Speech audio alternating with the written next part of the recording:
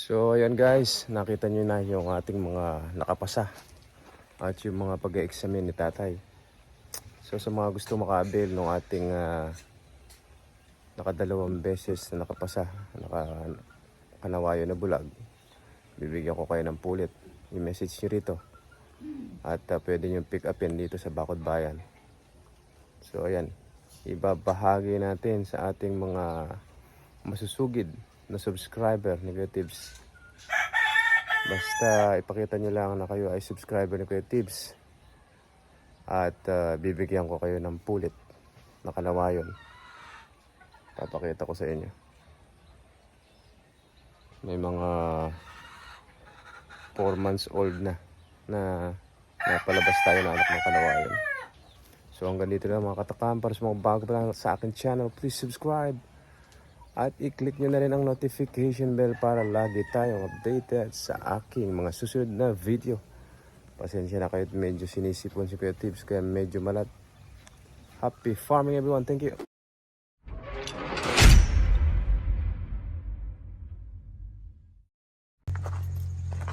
So tara guys, ito. At sinuga na naman si Bulag. Ito medyo namumutla pa.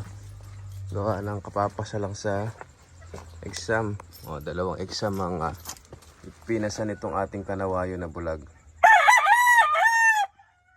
So yun yung pangalawang exam niya. Meron pang tahi sa pisngi. Nakikita niyo. So ayan, ganyan katibay si Bulag. May plus pa yung kalaban. So yung laro nito ay post natin siguro dun sa Tito Ben.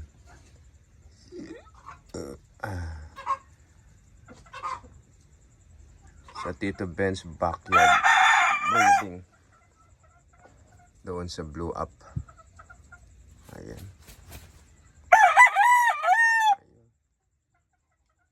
Malakas na naman. Kaya lang hindi na muna natin pag-e-examine yan at mag-iipon tayo ng lahi nitong si kanawayon. Ayun, hindi pa natatanggal yung sinulid sa kanyang pisngi. Oh. 2 biyernes na magkasunod.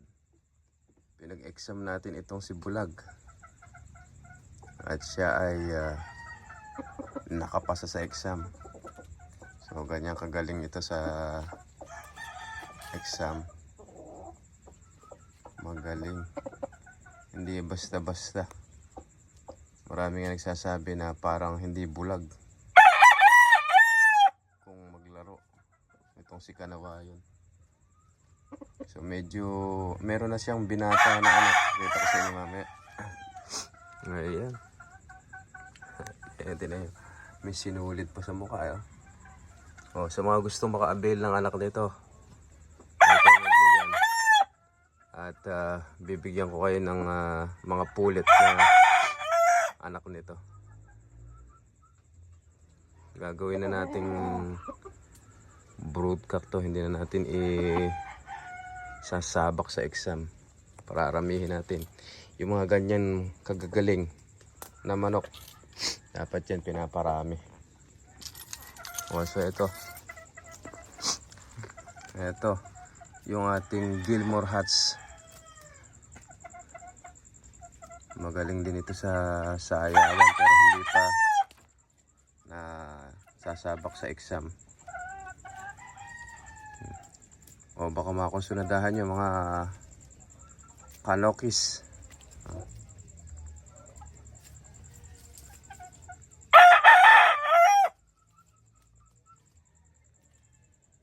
Bulto ang katawan. Ito yung binibigay ni tatay noong nakaraan na 4 porky. Pero kapag ka 3 ang kinuha ay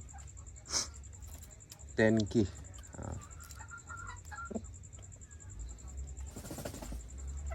So meron pa tayong 4 pa na natitira. Kasi yung iba naisabak na ni tatay sa exam. Mga nagsipasa na. So yan na lang ang hindi pa nasa sabak. So ito nga si Kanawayon. Dalawang biyernes na magkasunod nakapasa sa exam dito sa Cabanatuan Cockpit Arena, o yung tinatawag ng Garcia. Sa mga taga-Cabanatuan, taga-Nueva Ecija, alam yan. So doon sumabak ng exam itong si Kanawayon natin.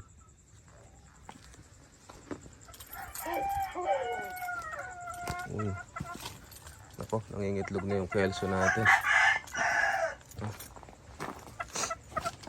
Tatay, na ipakasta na ba ito?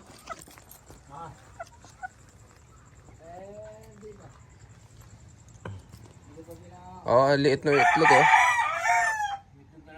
Oo. Oh, dumalaga.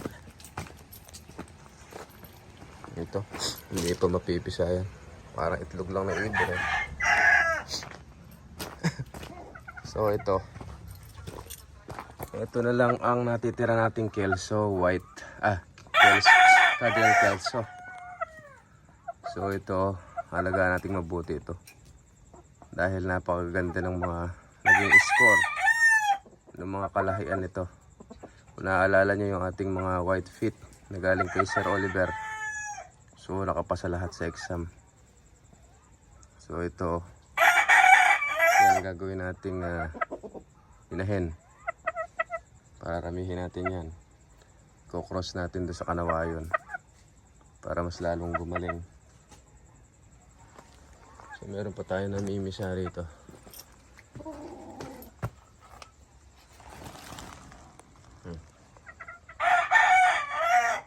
Ito yung hatch. Ang kumasta rito si Kanawayon din.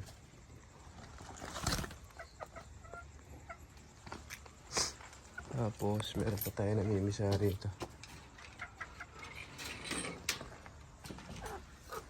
Silipin natin kung meron ng sisi. Ito naman yung sweater na galing kay check natin, baka mamaya meron na pisa. Ay, yung shell kasi iniiwasan natin, baka tumaklob dun sa ibang itlog. So sayang.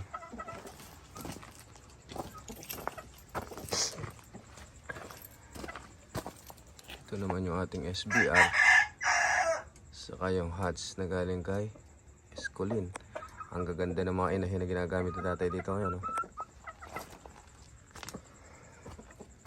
Sponsored by Sir Loisel sa LG Game Farm. So yan yung inahin na galing sa kanya.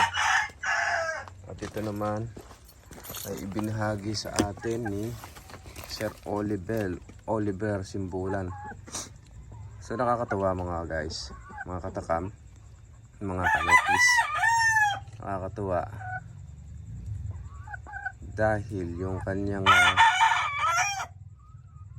mga kelso doon sa Sir Oliver, sa farm ni Sir Oliver, ay pinakyaw na naman.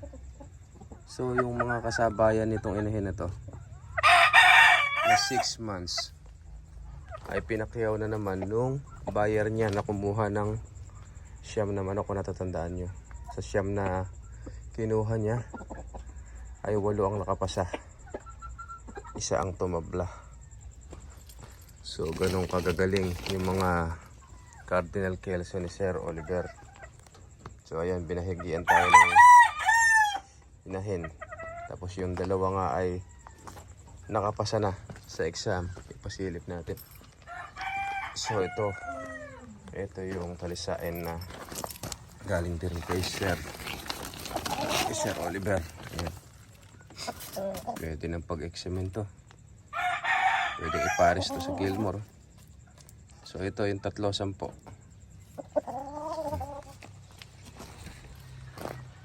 Tingnan natin yung dalawang nakapasa.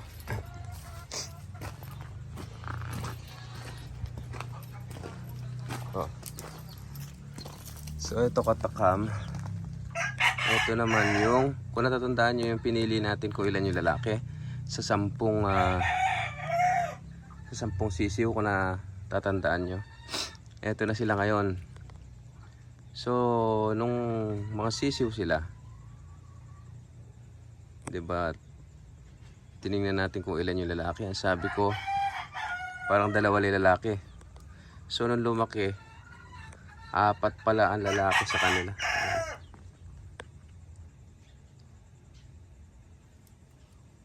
Oh, mga white feet. So ang tatay nito ay yung kanawayon. Ang nanay nito yung galing kay AEJ. So ayan, nakakatuwa. 4 yung naging lalaki pala. Tapos meron tayong bagong baba. Ito. Ano ito? Ito yata yung... Ano ka to?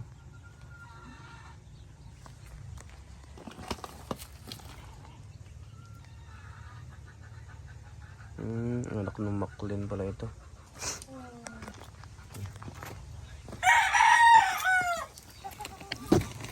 Ito, galing kay Sir Oliver.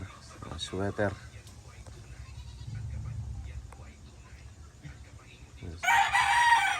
Banded ito.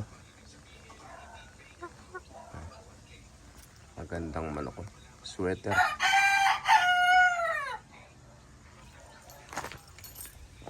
Ito naman yung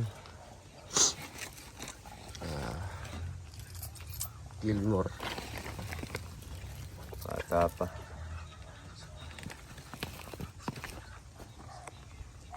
Ito yung pinakapanganay na anak ng ating kanawayo na bulag. Kaya lang hindi sa kanya nagmana ng paa. Kasi ang ina nito yung AEJ na white feet. Sayang oh. Yan yung anak ni kanawayo na bulag. Yan yung pinaka una niyang anak.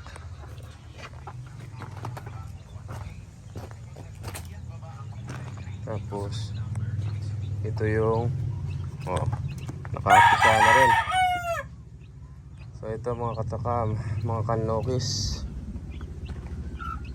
nakapisa na yung ating kanawayo na inahin. Ayan. So ito yung kanyang anak. So ilan ba yung lumabas?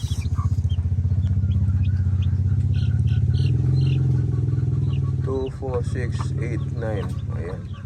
Siyam yung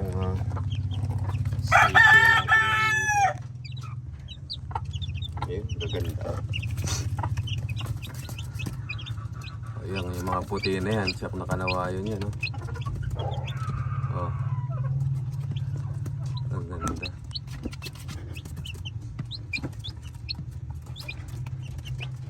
Hindi pa lang natin sigurado kung ilan na lalaki lalabas dyan.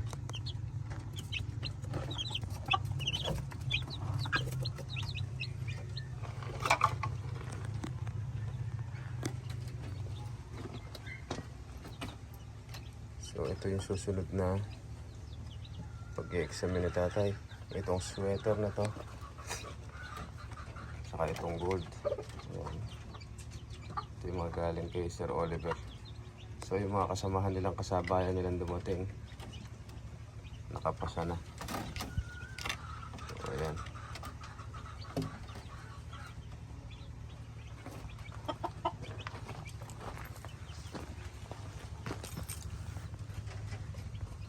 Ito naman yung anak ng maklin.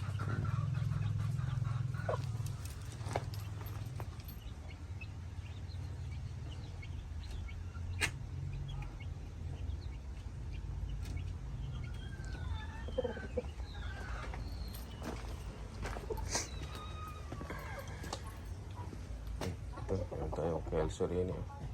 White kelso. Ito yung nakapasa sa exam nung Friday.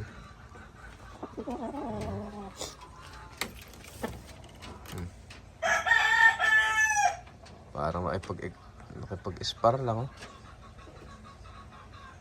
Kagaling nitong maglaro. Kagaling sa exam. Galing din to kay Sir Oliver.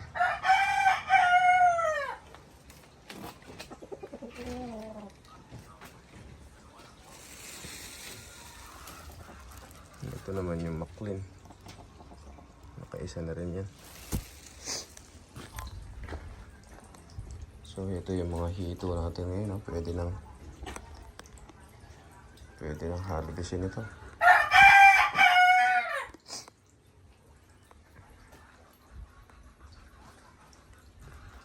Ito medyo maliliit pa sa kabila.